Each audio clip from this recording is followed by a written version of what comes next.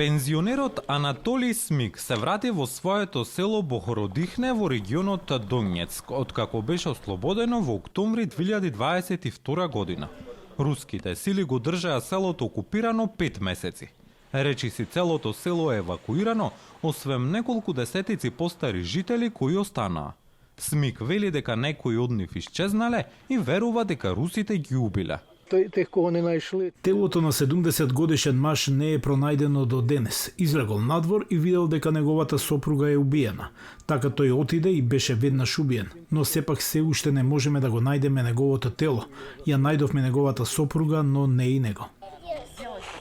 Волонтерска група за пребарување наречена Плацдарм работи на периферијата на селото, барајки тела на загинати војници и жители.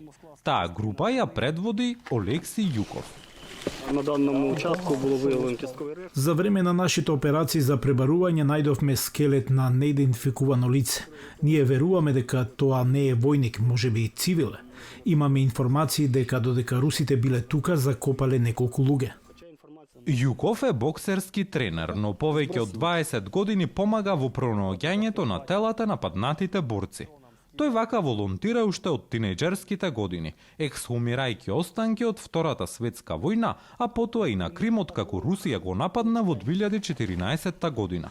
По составувањето на полицискиот извештај, волонтерите на групата за пребарување почнуваат да отстрануваат човечки останки.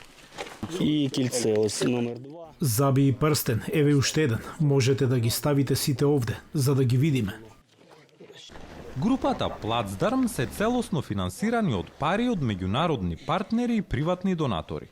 Доволно е да се извршува една операција за пребарување на секои 3 месеци. Телата што ги пронајдоа се испраќаат во мртовечница, се идентификуваат, а потоа се предаваат на семејствата. Секој тим за пребарување се состои од 8 волонтери со меѓународни сертификати што им овозможуваат да се вклучат во ексхумација. Секоја група има и куче тренирано да ги лоцира погребните места. Групата на Јуков го пронајде телото на Александар Хрисјук, украински војник убиен во Донецк во мај 2022 година. Неговата мајка Олха вели дека го барала 6 месеци пред да се обрати кај Јуков. Таа вели дека веднаш го препознала кога Јуков го пронашал неговото тело. Скинув фото. Јуков ми испрати фотографија од крст на ланец кога го најдоа Саша. Во март 2023 година Хрисјук го погреба својот син. Информациите за телата на руските војници се пренесуваат до вооружените сили на Украина. Подоцна се користат за размена на телата.